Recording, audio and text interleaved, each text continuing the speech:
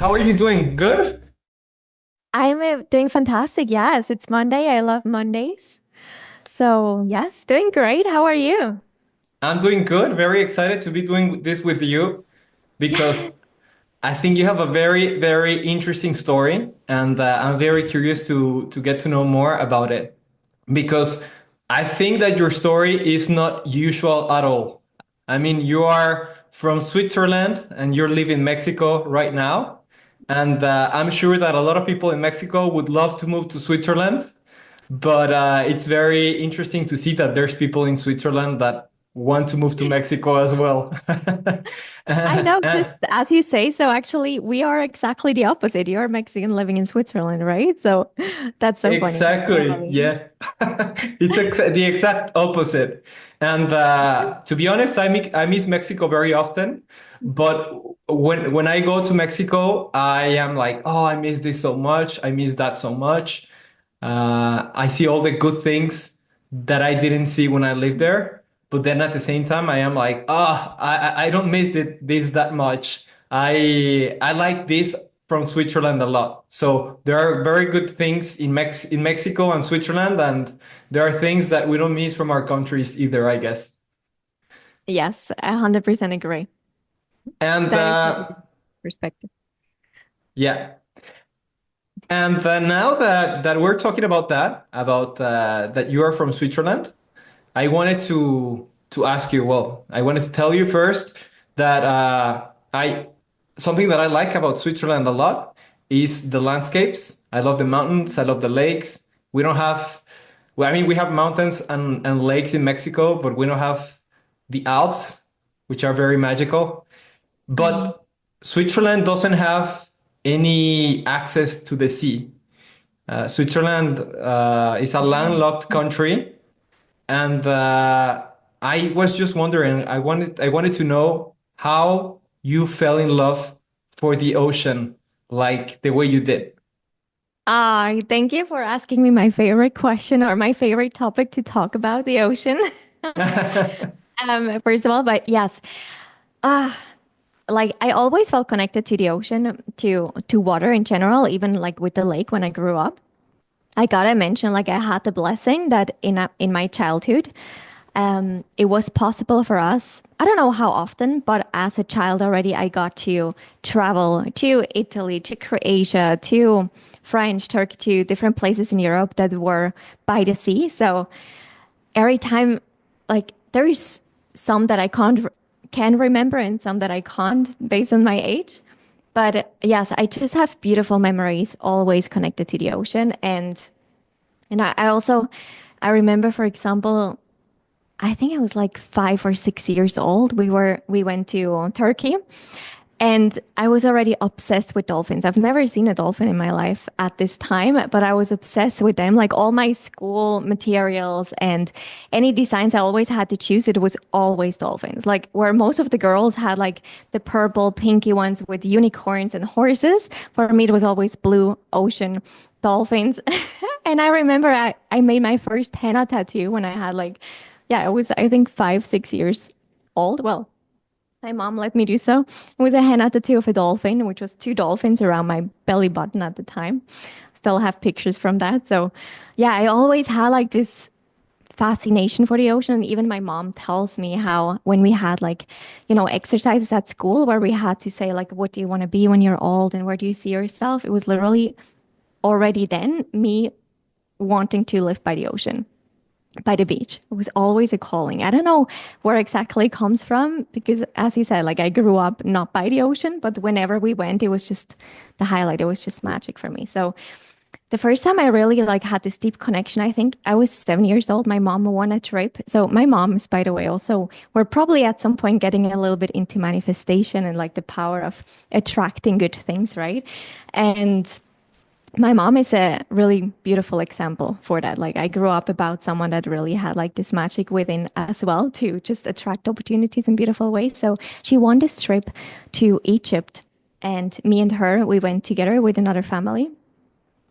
And that was the first time when I did snorkeling in my life. I was 7 years old. I remember exactly the first time I went in and all the fishes. And first I was like scared, but then the moment I realized, huh, they're actually not attacking me. They're just beautifully there, like existing, and I get to observe them. I started to fall in love. And there was this one trip at the end, actually, of this Egypt vacation. We went on a boat with a glass bottom. And so this guide was sharing about all the fishes what they have. At this point, I was already feeling super comfortable in the water because for 2 weeks I was in the ocean every single day from the morning till the evening. And then we went on this trip and there was a Napoleon fish. I don't know if you've heard about this fish before. It's like they can grow up to 3 meters, I believe, like really big fishes. They have like this grumpy face, but beautiful colors. Don't do anything, super harmless, but they look kind of like scary. And so this guide went underneath the glass ceiling to feed that fish that was coming, that Napoleon fish. It was like, I think 1.5 meters, something like that at this point. And we were watching it, and I was just like, Mom, I need to go in. I want to see, I want to connect with this fish. And she was like, No, you can't just jump in right here. Like, we just have to watch. I was like, No, no, no, I want to jump. And she's like, No, you can't. And I just jumped into the water. I didn't care to swim with that fish, which was literally bigger than myself at this time. And I remember this so vividly. I just always seriously had such a connection to wildlife, the ocean. It was just fascinating. And yeah, like even the fact that I just remember it like it was yesterday. And so it was always there. I always knew I'm gonna live by the beach at some point. And I will probably have to leave Switzerland because it doesn't have the beach, unfortunately. Otherwise, as you said, it has such gorgeous landscape. Um, so yes, Yeah, I don't remember what exactly was the question in the beginning. I went a little far. I'm sorry. no, that was exactly the question I asked.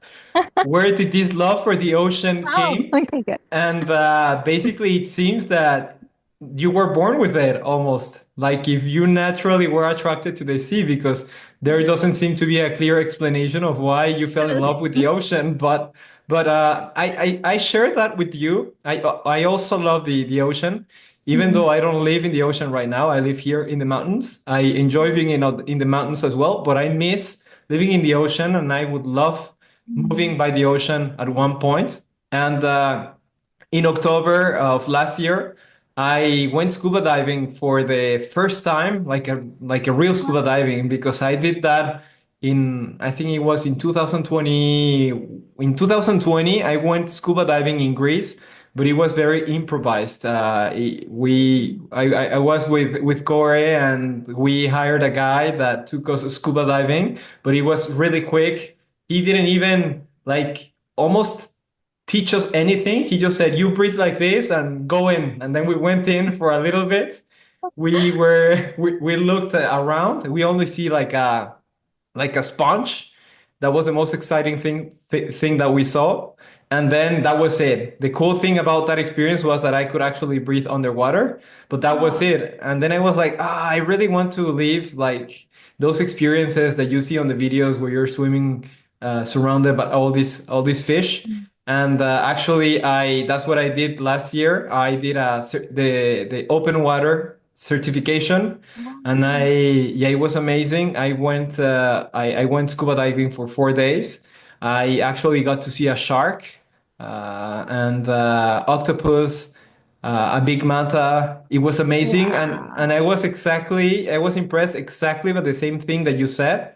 In my mind, if a shark saw me, they were going to attack me and kill me. But no, like nobody cares that you're there. They're just looking at you like, who is this guy? And they are all like living like almost like in harmony. I mean, they eat each other, but they almost seem to agree that somebody has to eat somebody else. It feels very harmonious. That's what I feel down there. That it feels very harmonious down there. See. Oh my God, that is what an incredible first experience, by the way. Holy moly. Like, not many people by their first open water experience get to connect with so many animals. That's such a gift. How beautiful. Where was it? It was in Puerto Vallarta, and my instructor told me that he has never had anyone that gets to see sharks, octopus, and mantas all in the same like in the same course. And yeah, I think I was very lucky to get to see all of that. But going back to your story, I wanted to ask you. How long ago did you move out of Switzerland? And what did you do back then when you moved out of Switzerland? Yes, so I moved out of Switzerland in 2016, which I think is like 8 years ago, more or less. Not even keeping on with the time anymore, but yeah, it's a while ago. Um, yes, your question. So, what I did in Switzerland is your question? Yes, Or like you how? moved out of Switzerland 8 years ago, but back then, when you lived in Switzerland, what did Mhm. you do for a living? Did you have Mm, a job? Were you studying? How was your mhm. life back then? Okay. I was working in an IT company, Swisscom, you probably know it, telecommunication. So I was working as a sales assistant in a team for enterprise communication in Lucerne. So I was working for this company in total, I think 6 years. Started with 15 years old with an apprenticeship. You know the system in Switzerland. That's something I love about the system in Switzerland, the fact that you can start earning money and learn how to manage money in a really young age. So I had that blessing. Doing that apprenticeship, I learned so much in this company. But yes, the work itself, I had a great team. It was close to where I lived, a really nice space. And it was something that also I enjoyed most of the time. Nevertheless, it was not something that I saw myself long term, never. It was like, okay, this is to make a living. Like most people, we work in order to pay our bills, right? But it was not something that I would show up if it wasn't for the money, right? Yeah, So for me, it was always like there must be something more fulfilling if I'm already spending 5 days a week and just so much time of my life in that work environment. It should at least be something that actually fills me with energy and that I'm excited to go rather than okay, I just have to do this in order to survive. totally. Yeah. I understand. I understand exactly what you mean. And yeah, I think a lot of people are going through that, but they don't know exactly what are the steps that they need to take to be able to do something that pays their bills, but at the same time makes them feel fulfilled. But we're gonna go that later. I wanted to know how was your life back then and what motivated you to move abroad. But now I understand why you started thinking about oh maybe I should look for something else. And back then when you Mhm. were working for Swisscom, I guess at one day, or it was probably a process after several weeks, several months, listening to your friends. I guess you got the idea of moving abroad or traveling solo or something like that. How did this idea of moving abroad from Switzerland was born? Okay, great question. So again, like I always had this calling from within. Like I just had a knowing that at some point I'm gonna live by the beach. Like even my background at my office for these 6 years that I worked there was always the beach, and it was just like a matter of time that that's going to happen. But um, yeah, there was never a plan to it till I went on a volunteer job to Africa. So I went to Zanzibar, a beautiful island, to volunteer. I was teaching basic English to kids at schools. And so that was the moment when everything shifted, when I was like this urge of, no, it needs to happen like now. I'm not going to wait longer to be somewhere far away from the ocean, let's say. So it wasn't just the ocean that filled me up in this experience, but mainly it was like this massive contrast of people on this island in Africa. Like these kids, they had 2 meals a day, which was porridge and porridge. So it was just oatmeal with water twice a Wow, day. But with a sense of gratitude, like whenever we had to give food to them, like so much gratitude for this. And even if like the lifestyle was so simple and their standards were like, low, what you would consider in a separation to Switzerland, a first world country, of course, like a level of happiness I've never experienced before. I was like, wow, like just everything was excitement. Like you could bring a balloon and they would just be happy about this, not just an hour, not just 24 hours, like the whole freaking week. They would be playing with this balloon like it's the most magical thing. And, or I would walk at the beach and two boys, I remember that day after school, was walking at the beach. And they came running to me like, "Hey, look what we built!" And they created their own sailing boat, which was the base was like the the bottom of a flip flop that they found stranding on the ocean. Then he put like a piece of wood, like how do you say, Yeah, like a piece of wood, like a steam or something like that. a Yeah. stick, yes, a wood stick for the vela, and then a piece of plastic that they also found by the beach. All of that was just stranded by the beach, right?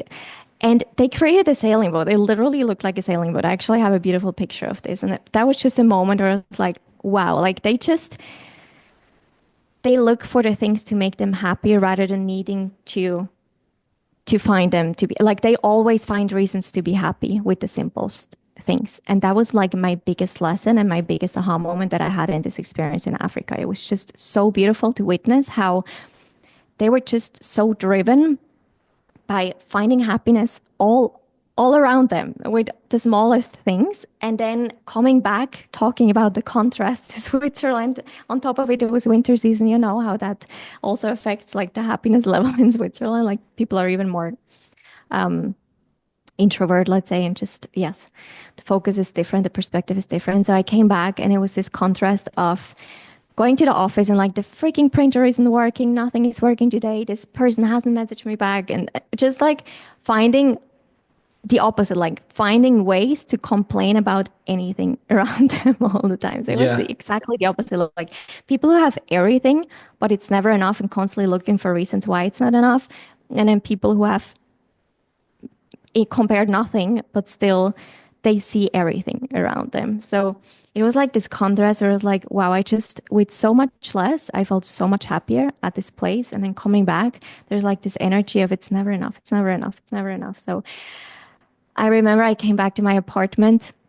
It was my first own apartment. I was so excited. I painted all the walls. I had like every room was a Disney scene, Oh, actually. So that's amazing. yes. So the kitchen had a scene, like I think it was Cinderella. Then the living space was like a Lion King, and then the bathroom was um, the Little Mermaid. So every room had a scene, and I just created a space like that was just like my life. So Wow, I I would was have loved really to visit your apartment. yes, it was really beautiful. I loved it. It was an amazing location. So I should have been so excited to be back at this place and just keep decorating and making this like this my temple. But I remember I came back and I just cried and cried and cried. And I felt so freaking empty in this space. It was like, I don't belong here. Like, the only place I want to be is back on this island with these happy kids, with these happy people around me, dancing, singing, running in the ocean. So that was the flipping point. That was the moment when I knew, okay, like I need to change something. I feel empty. Like I don't belong here. I just know it and I have to make the move. It's time to actually start planning it. And I also remember calling that day a really close friend of mine and sharing like, I don't know what's happening. I just feel like so empty. I don't have any motivation to go to work, to keep doing. Like I should be happy and I'm not. Like why? Why do I not appreciate this beautiful place that I created and so on? And she was like, well, you already know it and just freaking do it. Like why not this year? And I'm like, you're right. Like why not now? So 3 months later, I quit my job. I sold all my belongings and yes, I took the leap. So it was quite a quick decision. Like it was like this moment being at the edge of no more. And as you know, there is a rule in Switzerland where you have to give the notice 3 months before. So that was a great amount of time to actually prepare for it. And in this time lapse, yes, I was just planning everything, selling my things, deregistering or unregistering, how you call it in Switzerland, to not pay Yeah, the yeah. taxes anymore. And, everything was just starting to, yes, Yeah, you started putting all the pieces happen. together to Make go them. and get whatever you felt that you needed in your life. And Yeah. what I wanted to ask you here is what was, if you remember, one of the first or more significant actions that you took when you made your decision. So, for example, when you said, you know what, I am going to do this, I am going to live abroad. What do I have to do to make that happen? Maybe the first thing I need to do is to quit. Or, oh Mm. no, maybe the first thing to do is I need to tell my my family that I am going to go somewhere else. Do you remember what was one of those first things that you did to actually make that vision a reality? I think like the biggest part of changing something in your life, and that was in my case too, it's the decision. Like it was just it's done. Like it's going to happen. It's decided. I chose. That's going to happen. And actually, for if I don't know a month or so, I didn't even told my family and my friends, except my closest ones. But rather, so I was just like the decision is done, and I started to take action on that. So decision first thing, like there is no way back. It's already done. And then taking the action aligned with that decision, which, yes, was quitting my job, was okay, doing all the research and the planning of, okay, what do I need to do? You know, in Switzerland, there's so many things like the insurances, all your abonnements, how you say, finding a sub renter, like the apartment I just moved in, how find someone again that's going to take it over. Like there were just so many things organization wise that I had to start planning. So it started Yes. first with figuring out what do I need to let go of and how can I free myself to take the leap. And then it went into the inspirational part of, okay, where do I actually want to go?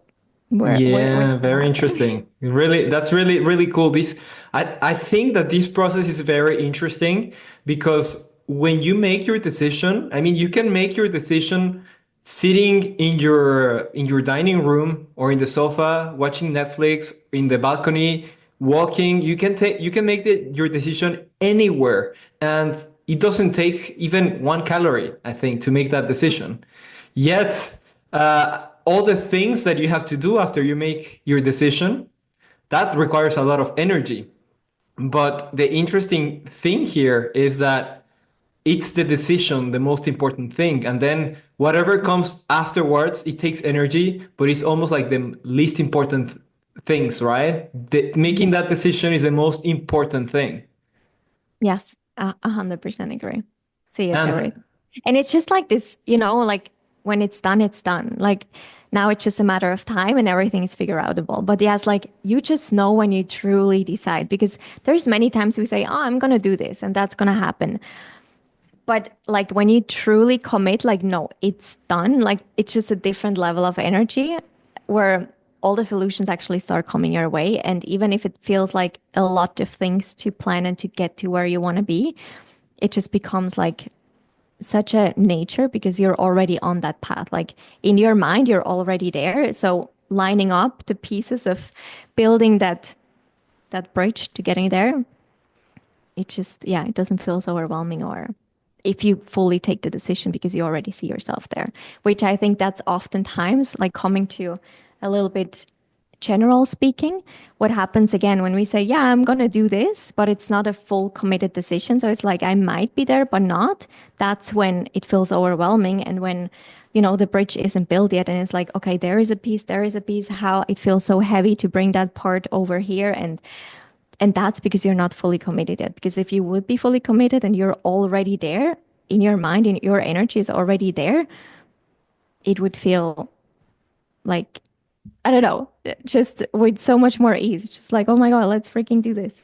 yes, yes, I totally agree, and that's where I wanted to go. You said that when you are fully committed and you make your decision, the energy changes instantly. How does it feel, this energy? What were your emotions? How did you feel when you said, "Okay, I'm gonna do this"? Did you felt excited? How did you feel? Oh my God, yes. And like first it just felt like a heavy was dropped, like a heavy weight was just dropped. Like, oh my God, I just opened my wings, let's say. Like it just felt like a sense of lightness. And right after the lightness comes like the holy moly, are you crazy? Like all the fear and the nervous and the is this really like is this a good idea? What are you thinking? You know, like that's part of it too. But Some yeah. people would think that those are probably bad signs or that when they Mm. feel that they have to back down. But I think that those signs are exactly showing you where you have to go. Don't you think so?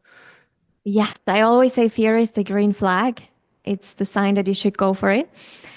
And I think like Interesting. the difference between like there is of course fears because it's seriously like unresponsible and just like yes there is some clear signs of this is not supposed to be or that actually keeps you surviving like that's gonna kill you if you're gonna decide to do that like there's some but then literally that's a different type of fear that feels like it's just like you can't sleep anymore. It affects you. You get headache. Like your body's literally telling you the signs of no.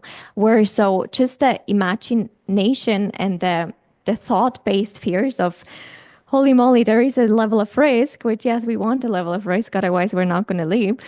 Um, it's still like that sense of pure aliveness. It's like scary, but I feel more alive than I've ever been. Where the other one is like I feel like I'm gonna die. So Yeah, yeah, I I think get it. that's like how I could differentiate the feeling of, okay, that's just intellectual fear coming up of because it's out of your discomfort, it's something new. So your body tries to protect you and be like, no, stay in the comfort, we're safe and comfortable here. But at the same time, your heart, like your soul, your inner knowing is like, this feels so freaking alive. Yeah, yeah, totally. I totally agree. When you're moving in the right direction, even though it might be scary, Mm.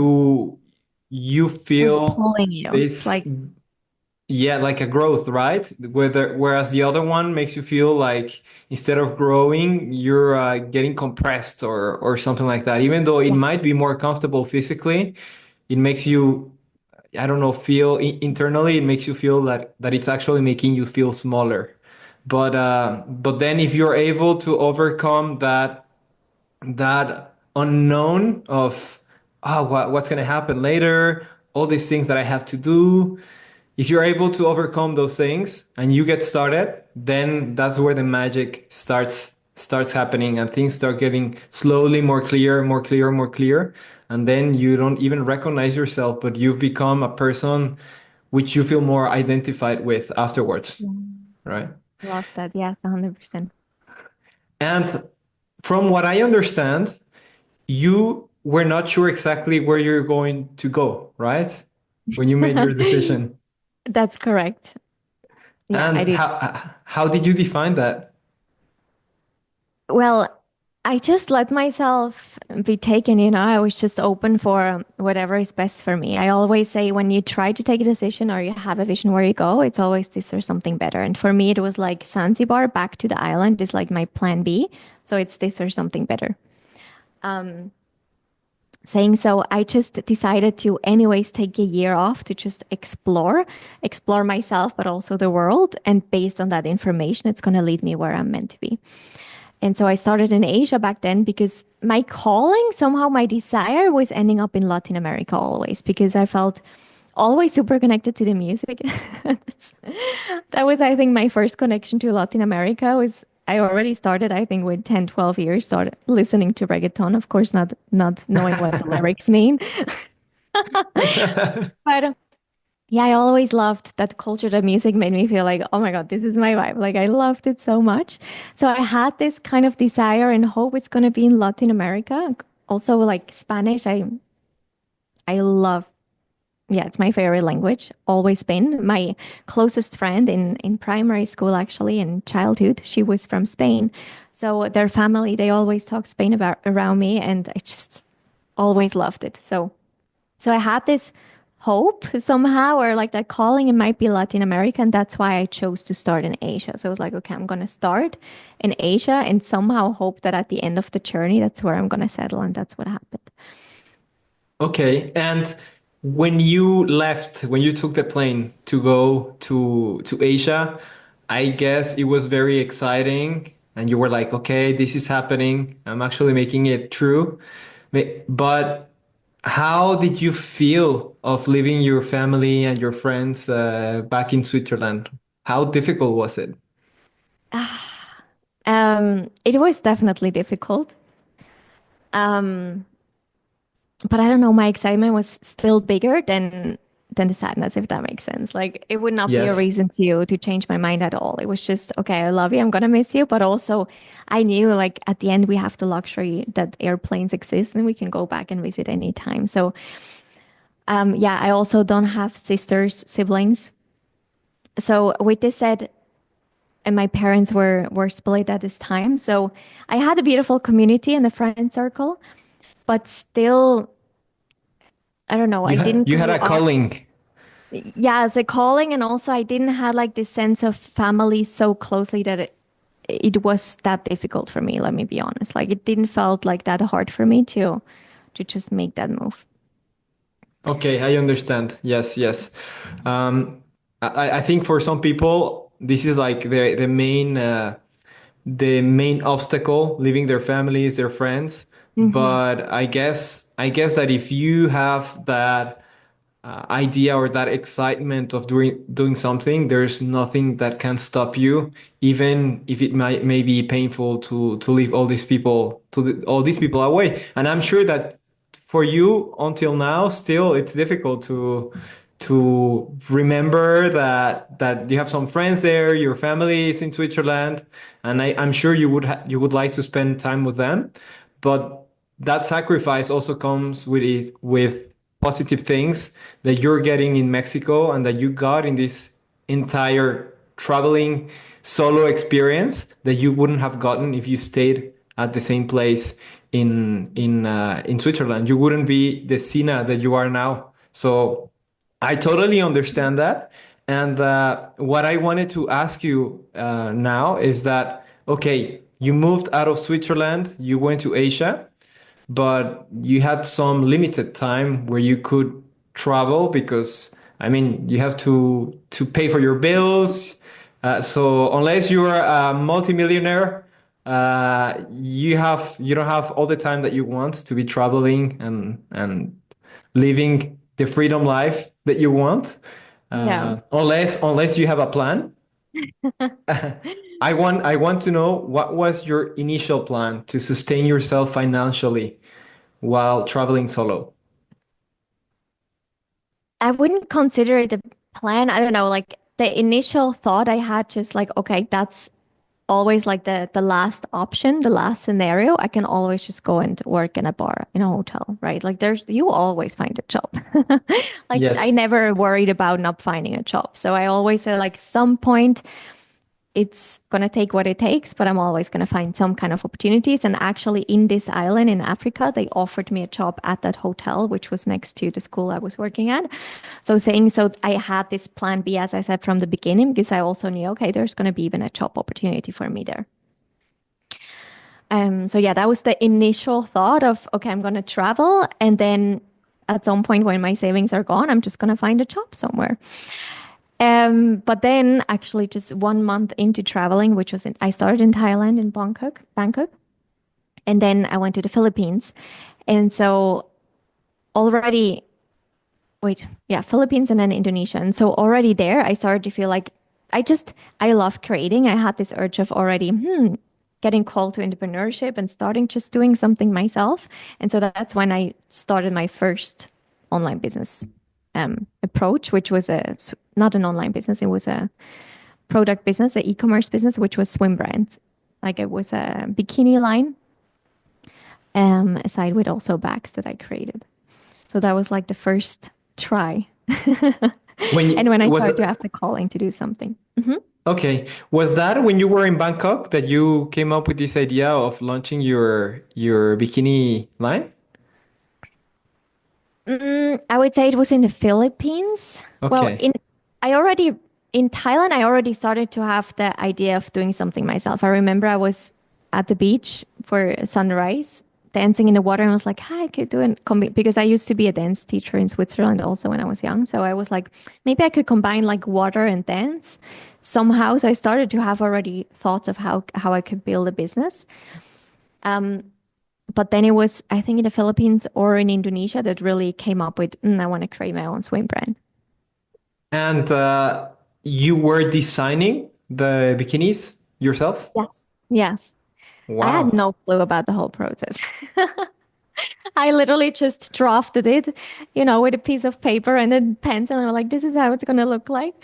But then it was really magical because this journey, exactly, that's again like the decision was taken as we spoke. So I already saw myself launching this bikini line. It didn't had all the puzzle pieces, but the moment I decided and I knew I'm gonna just figure it out, all the things aligned. And I just, in the most random ways. For example, so I had these drafts, and first I started to just take action and research on Google, right? Like how to build your bikini brand.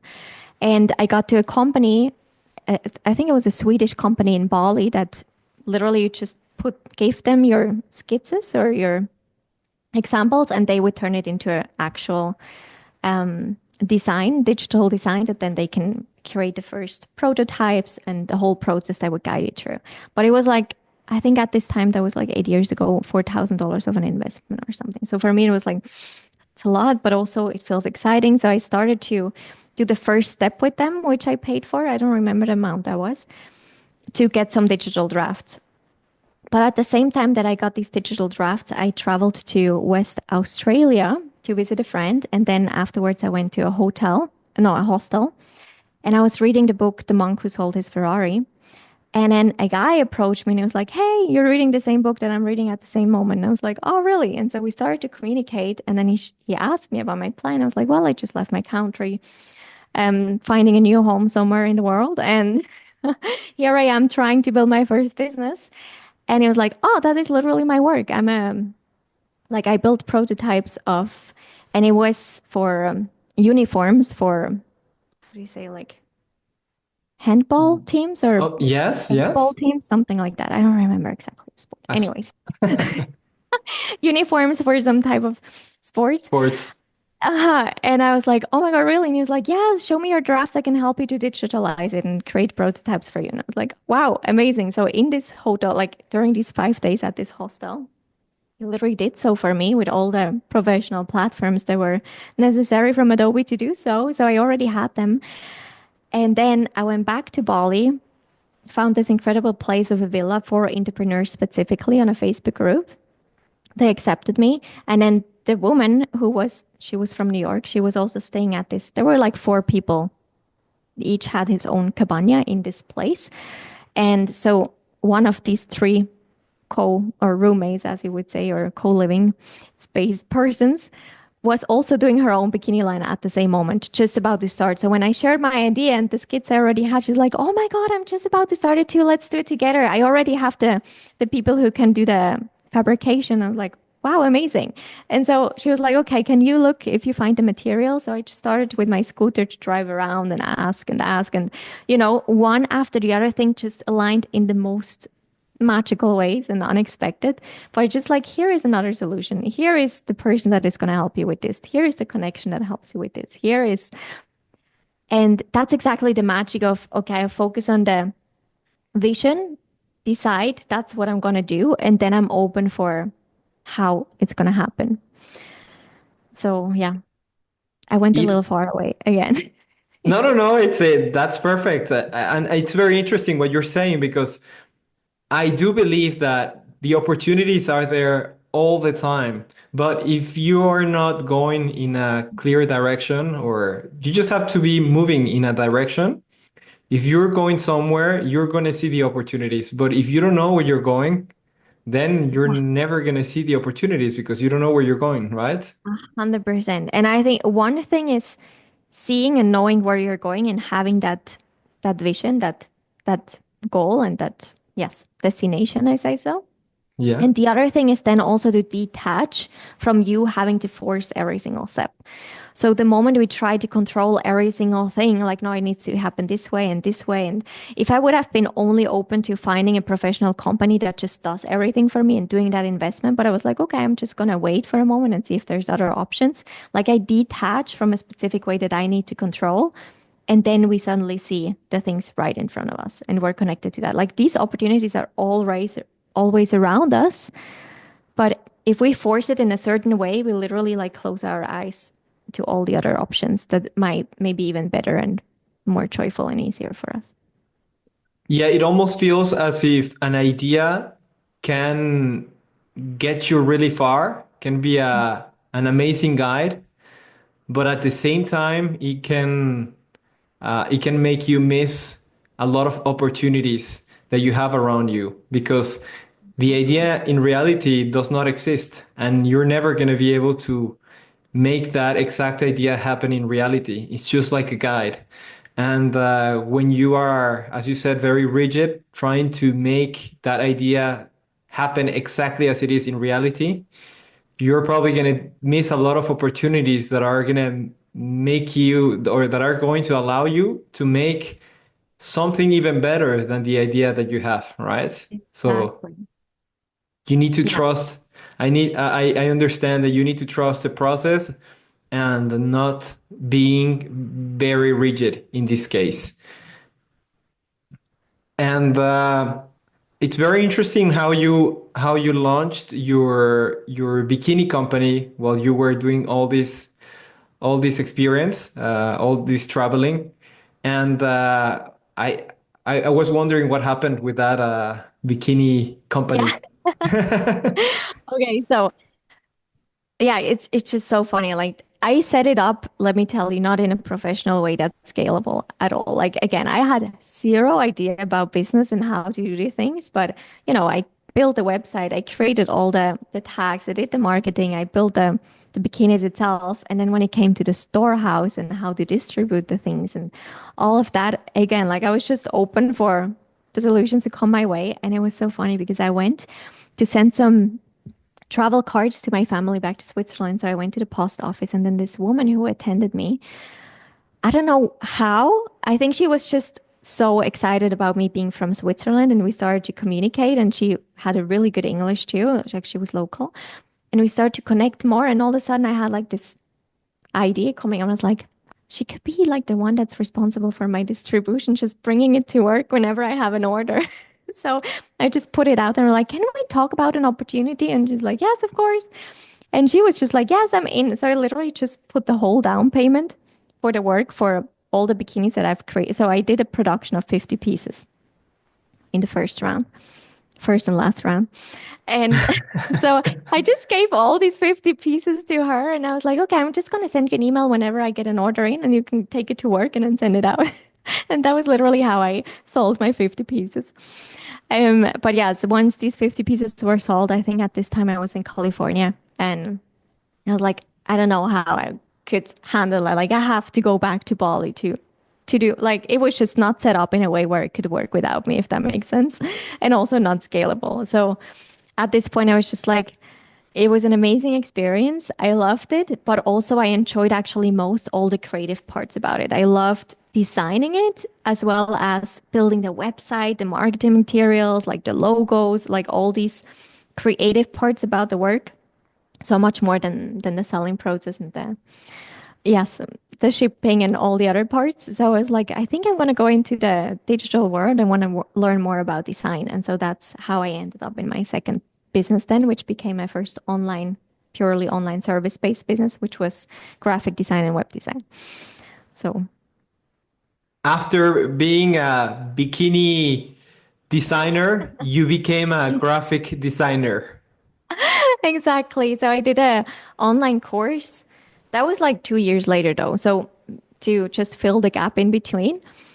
Um, as I said, like at this point I was in California, even that, like, so you see all these coincidence and just random ways how things worked out with like the distribution of this local just working for me from home and taking it to her work. And then also I remember I went to California and someone reached, and at this point I had like 3,000 followers or something. So really in the beginning of also like social media, digital world. And someone reached out to me, a guy from California with a marketing agency, like, "Hey, I see you have a bikini. Like, would you be open to do an interview on that process? And in exchange, we give you a free promotional video for your bikinis." And I was like, "Yeah, of course." So we met at a hotel in San Diego, and they create like a professional clip. And then like things just it's so funny thinking back how, in the most random ways, like things were taken care of for me. Anyways, so. I came after California. I went to Hawaii and then to Mexico, and that's where I ended up as a dive master. So I worked for 1 year. I got certified as a dive master and worked in scuba diving. And then at the same time, like half a year into scuba diving, I started to do my online course and started to learn about graphic design, brand strategy, web design, and then started that path. So you were now also a scuba diver.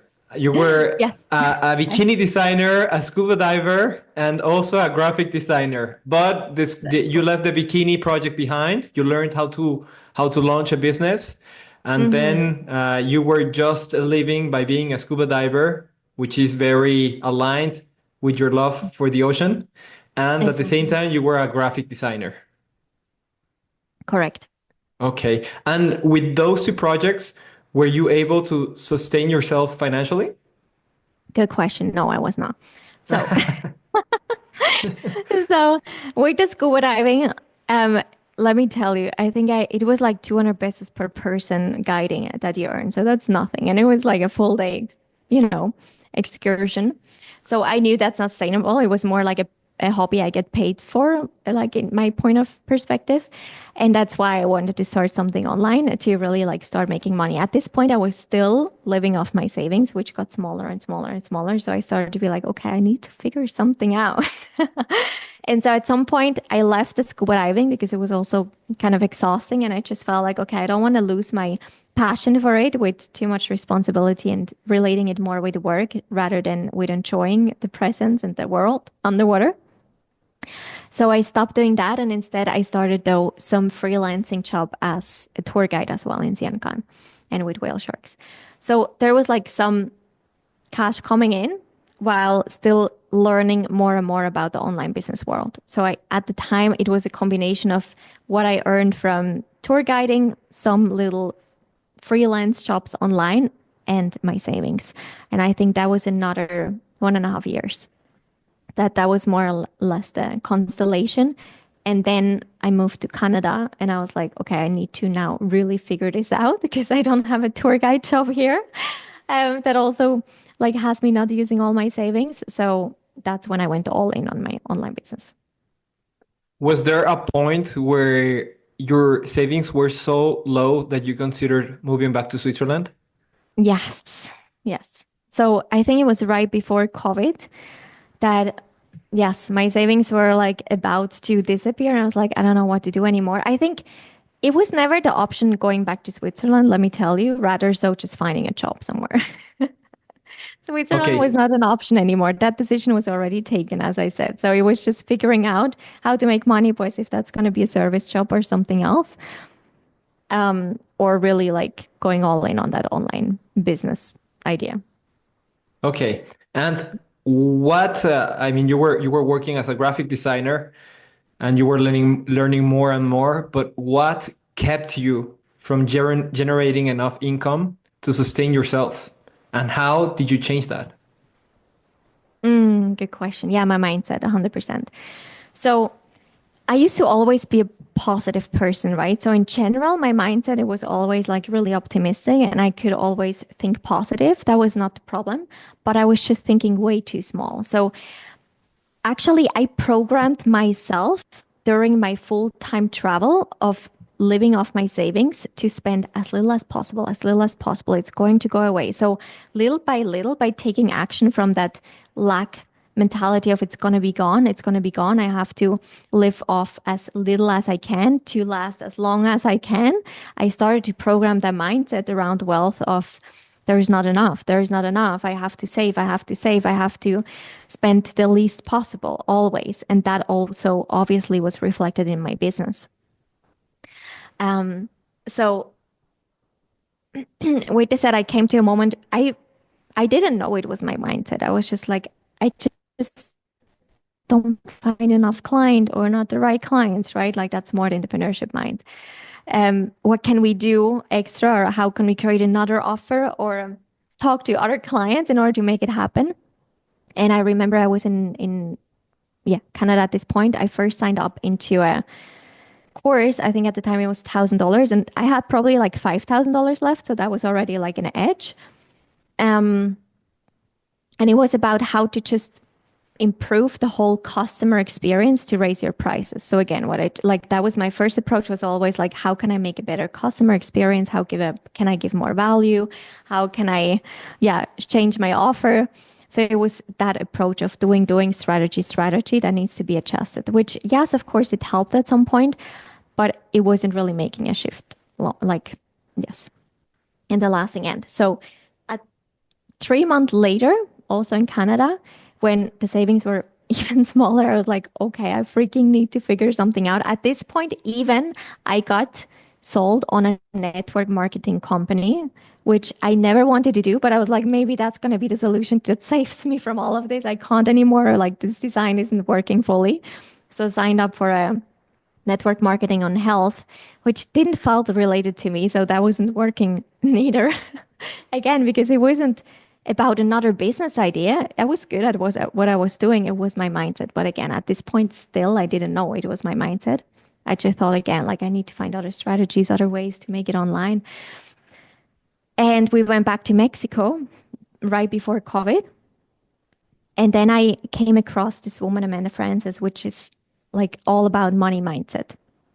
So the more she started to talk about like the lack thoughts that we have and how they're reflected in our reality, I was like, oh my God, she's speaking to me. This is me. This is exactly what, like, this is going to save me. So again, another $2,000 investment. So I was like, okay, I have $8,000 that I can go into debt in my credit card. I'm just going to freaking do it. So Wow. I signed up for that. It was scary because in Switzerland, like the mindset, like debt was never a freaking option. Like I don't spend what I don't have. That was always the rule. You know how it is in Switzerland. So for me to do so, that was like crazy, but I was like, it's just the last freaking option. I just believe like this woman is going to save my life. It's going to make all the difference. And it did. So again, like A is like you take the decision and you invest in something because you believe it's actually going to make the difference, right? Otherwise, you're not going to show up and actually integrate the work to make it make the difference for you. That was the first thing, again, starting with the decision and the commitment to yourself and that work and being responsible to make it work rather than just hoping it will work. And so that was a money mindset course, which shifted it all. So it was really going about like, what are your programmings? What are your current limitations, your beliefs? Where are they reflected? What type of thoughts are coming up whenever you spend, whenever you receive? How are you allowing yourself to receive in many ways? And so there were just so many downloads, and I had to do so much work around my belief system. And then all of a sudden, I raised my pricing. I changed my customer experience. I attracted all these dream clients all of a sudden coming in. So yes, there was like this combination of strategy and mindset, but it was because of the mindset that I aligned the strategy, if that makes sense.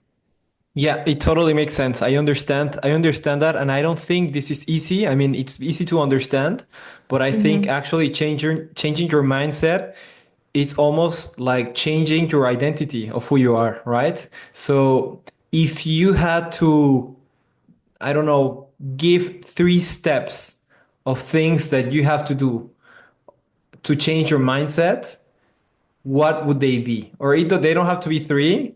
You have Mm. they could be more, they could be less. What is the first thing you need to do to change your mindset? Yes. So I'm just going to share my deep dive method that I came up with that helped me to exactly do that identity shift and shift your mindset in whichever area you're currently more in the lack than the abundance and overflow sense. Like that can be in love and relationship, in health, lifestyle, wealth, in so many areas, right? But it's the same process in whichever area you choose to go to a new level and to a new identity of what you allow yourself to receive. So, step number one is awareness, like surface awareness, meaning realizing, okay, what is my reality currently reflecting back to me? Because at the end, your world and your reality is a reflection of what's going on in the inside, right? It's just a mirror. So that gives you already the information on where you need to do the work. Step number one, awareness. Step number two, what we just talked about, is the decision, the commitment. Okay, I'm actually going to do what it takes to make that change. And I choose to become a new version of myself. I choose to break these upper ceilings, these upper limit problems that I have right now, and to make them my new bottom, like really shift my standards.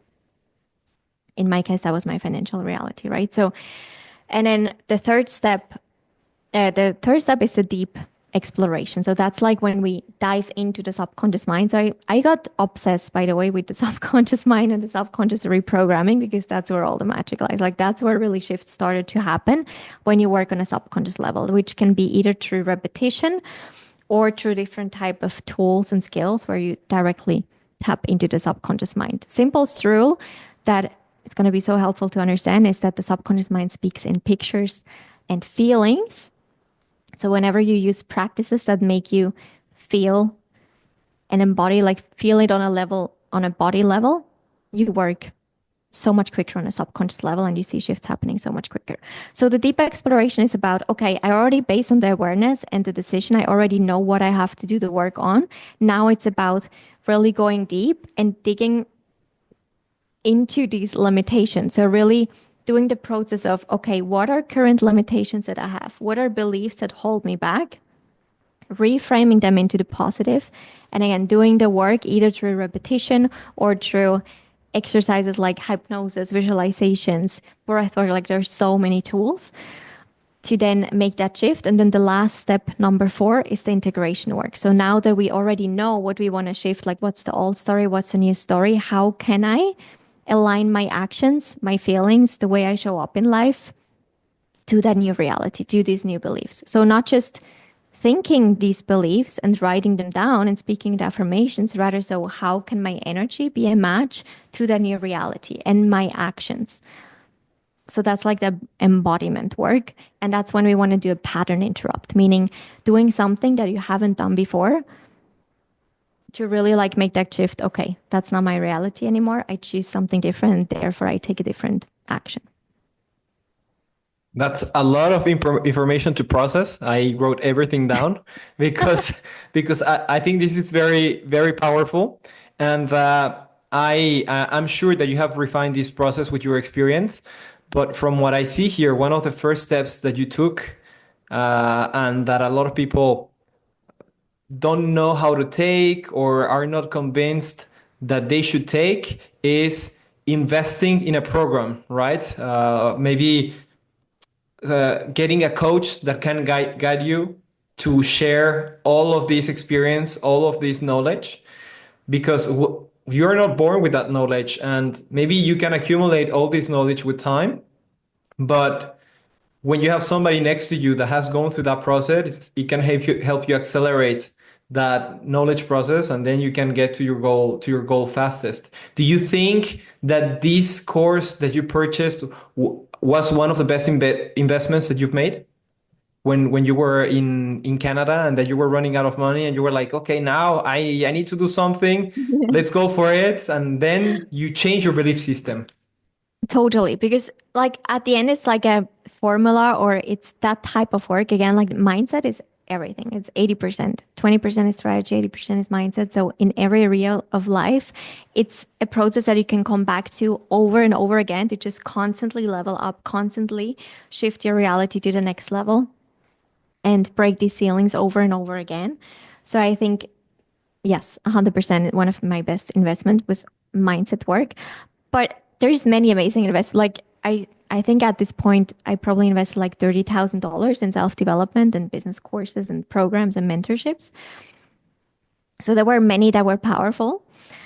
But as you said, I think, yes, it's so important to invest because that's just like, again, your action, the pattern interrupt, right? Like that's what I did without even realizing at this point. It's like, no, I'm taking action from someone that believes in myself and that that's possible and that I have more than enough. So I already implemented that belief. It's going to come back multiplied because otherwise I wouldn't have invested in it if I don't believe so. Rather, so I would have stayed on the safe side of, oh, I keep saving, saving, saving, and not spending, spending, spending, which was my old reality, my old belief, right? So whenever we take a massive step that feels like a freaking edge, it's like a subconscious commitment right away. It's like, okay, no, this was taken from a different, like you have to tap into your future identity in order to just click purchase. So that's when already a shift is happening.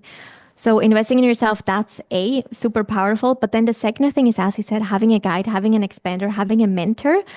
It just, I always make the example of doing a workout, right? Like if you commit to doing 1 hour of workout by yourself at home, if that's a yoga workout or just like a body workout, 10 minutes feel like, oh my God, it's already an hour over. Like it feels so long. Like you don't know what type of exercise to do or any poses to do anymore. And it just feels like, oh my God, it's difficult. Where if you sign up for a workout class in a gym or you go to a yoga class, 1 hour flies by like nothing. because someone actually just takes you through and you feel so amazing and you see the results quicker because someone is actually like, okay, let's do this, let's do this, let's do it. And so it feels easier. You have to commit the accountability and you get the result faster. So the same in everything in life. So that's why I think, yes, it's so important to invest in yourself and to have mentors and to have expanders in your life that are steps ahead of you to really like A, hold that vision for you and also keep you accountable. Yeah, yeah, totally understand. And I think I still believe I share that belief that I am very suspicious of, oh, should I hire someone to guide me, a coach? Because I don't know, does he or does she really know a lot that he or she can help me get to the goal where I am, or is he or she trying to sell me something? Were you also in that process when you were before you started investing in self-development, that you didn't feel sure if you wanted to invest in something like that or not? Oh, How did yeah. you overcome that? 100%. There is always a risk, right? We never really know is what they say the truth, and am I going to get what I get? But what I love, like to shift the perspective there, it's like you can always find some piece of information that's going to make the shift, but it's on you to look for that piece of information and to do the integration work and to be, again, responsible to make that the right decision. So rather than, oh, this is not what I expected, okay, how can I still find some peace? If that's simply the approach how he sold me, maybe, or anything that I can take that's going to give me back my investment, my return.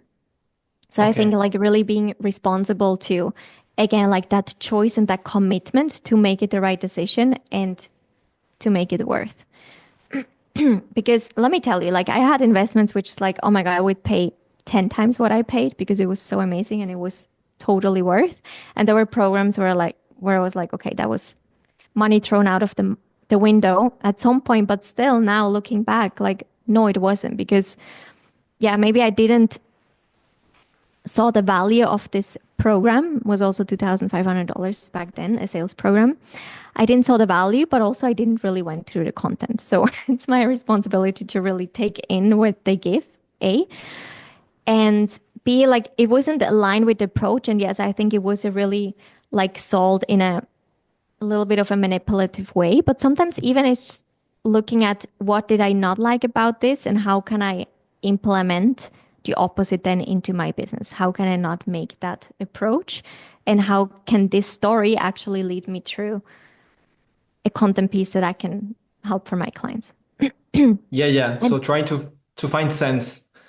yes, like you always find value if you look for it. Again, like that's like the coming back to example of people in Africa, right? Like they can find value in a piece of plastic and a stick to create an amazing sailing boat.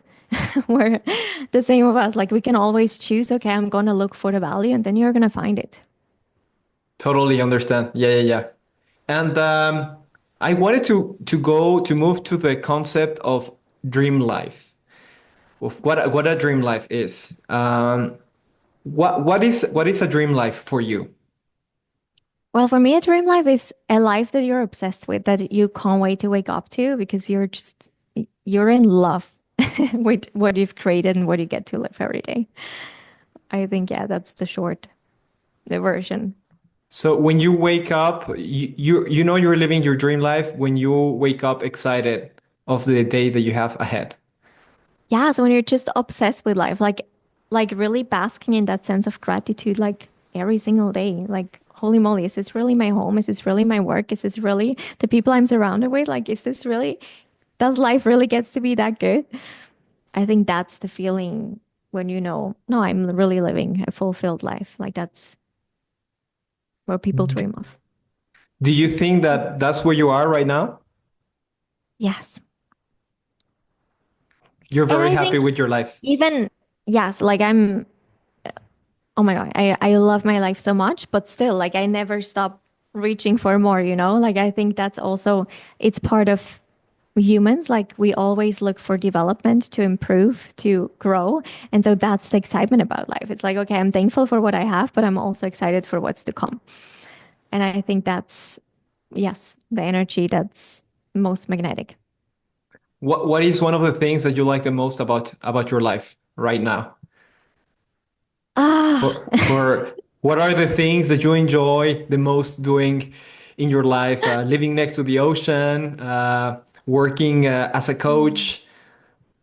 oh my God. I mean, again, like I really love everything about it, but I think the sense of freedom is definitely what I appreciate most about it. Like the fact that I can go to the ocean whenever I want. And also, yeah, that I'm like I live by my own terms, meaning like I decide when I want to work, how much I want to work.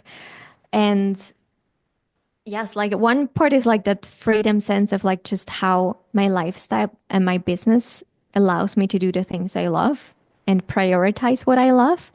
And the other thing, of course, is also that sense of like, I mean, my relationship, I'm really happy, as you know.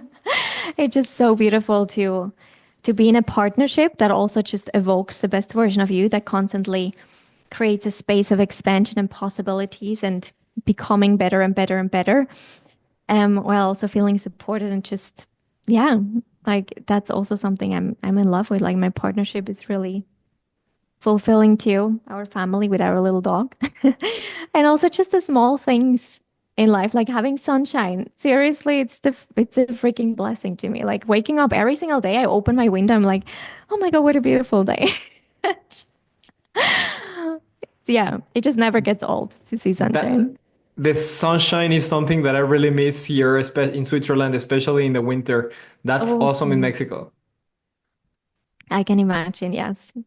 Yeah, but yeah, whenever I look at your pictures, or whenever I hear from Jimmy as well, and the life that you have there, I am like, wow, that is so exciting. I am very happy for them because it really looks like a dream life, and I know that it's not only from the outside, but it's actually true. I can feel it when I see Jimmy, and that's Mhm. very exciting and also very inspiring. Do you believe that anyone can create their own dream life? Yeah, 100%. How do you create your dream life? I guess that first you need to believe that you can create it, right? Yes, I think everything starts by just expanding your mindset. And here, what helps the most to start expanding what's possible for you is through expanders. So, expanders are people that you look up to, people who expand your vision of what's possible. And so, just looking at people who you think, like, oh my God, what a dream life. And you feel like, okay, that's so far from me. But if I allow myself for a moment to just see myself in the next 5 years being there, how would that look like? So just allowing yourself to dream and to have that sense of curiosity without the sense of control and needing to know how that makes sense. Because I think that's exactly like in society, it's all about this is the most safest way and you need to know how this is going to be. Like it's all about control, control, control, right? Like that safety, that illusion of safety that doesn't really exist anyways. Um, where I think it's about tapping into that child perspective again when you just used to write a letter to Santa Claus of, okay, I want to have a pony and then I want to have this and like everything is possible. And so tapping into that sense again, because at the end, the only limit you have in life is your vision of what's possible. Like it's your own thoughts, right? And so the bigger you think, the bigger the possibility to actually live an amazing life. The more you're in the circle of that makes sense and that's logical, well, that's the type of life you're going to live. So it starts by thinking exceptional to start creating that life that feels exceptional. Something that you mentioned right now that I think is very deep and very it's key to being able to achieve that dream life is, as you said, to stop trying to control everything. And actually, as an engineer, I think that we want to understand how things work, what are the variables influencing in a system, and how you can control those variables to achieve the outcome that you want.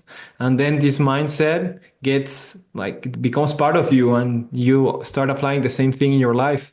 And then you want to control every single thing around you, but then it gets too tiring because, in fact, with time, you realize that you're in control of nothing. And actually, that's one of the main teachings of Buddhism, that you need to let go. You can't get attached to things because everything is Mhm. fluctuating. Nothing is static. And when you try to to get control and to attach to things, that's when you start suffering. What would you say, or how would you say that you can stop wanting to control things? How do you let go and accept the things as they come? It starts with trust. I always say like trust is like a muscle that we build, like that faith muscle. So the more you, yeah, just trust that things are working out better than you can imagine, and you trust in that unknown, in that uncertainty, and go that way, even if you don't know how it's going to happen. And the more you get these rewards of holy moly, again, it happened better than I can imagine. Again, I was surprised. Again, the more you build that muscle, the easier it becomes. But I think it really is all about trust, like trust in yourself and your capabilities, again, to make every decision the right decision, and also trust in God, in the universe, that you're always supported and things are always working out for you. And so again, like one of my favorite phrases is it's this or something better. It's like, okay, I have a vision and I have a direction, but also I'm open to anything that's even better. I love that phrase. Is this or something better? So you focus on the best case scenario instead of focusing in the worst case scenario. Exactly. And there also like a really mini explanation that I just always say to my client, like it's normal for the mind to always go, or the easiest to go to the worst case scenario because it's what we can measure. And again, we love control, right? Like that's just in nature. Like we love control because it makes us feel safe. And so that's why we're like, okay, the worst that can happen is this. It's measurable. But the best that can happen, it's infinite. Like it's something we can't grasp, we can't control. And that's why it feels harder for the mind to go there. But again, the more you practice that trust and that curiosity, the more nature it becomes. hmm Very interesting. Yeah, I guess it's like going to the gym. You can't just wake up one day saying, "Okay, now I'm gonna focus in the best case scenario." It's something that you have to work every day, Consistency, yes. and then it becomes part of you. So Mm. one of the last questions that I wanted to ask you is, what advice would you give to those waiting for the perfect time to go after their dream life, but that their perfect time never comes and they are postponing that personal project and yeah, they don't know how to start? What would you tell them?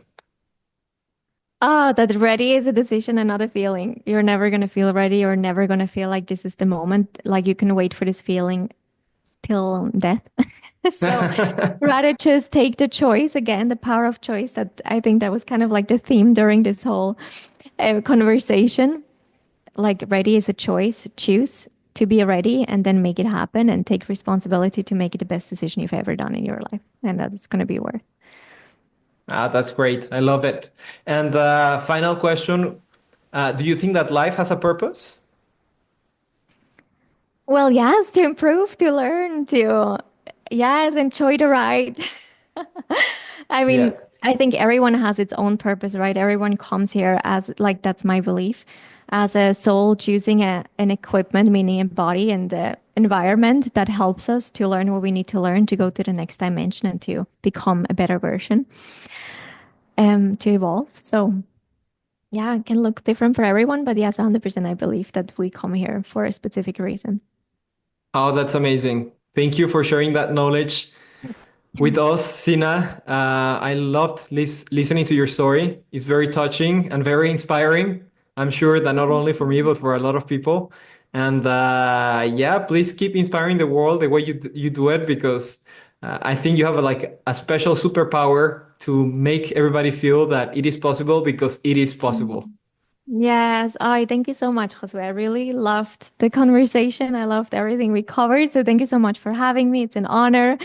And yes, I hope so too that that's going to be creating sparks of inspiration and motivation and just yeah, that sense of it's possible for people who listen. Oh, it will for sure, for sure. At least for me, it did a lot. Thank Thank you, you. Sina.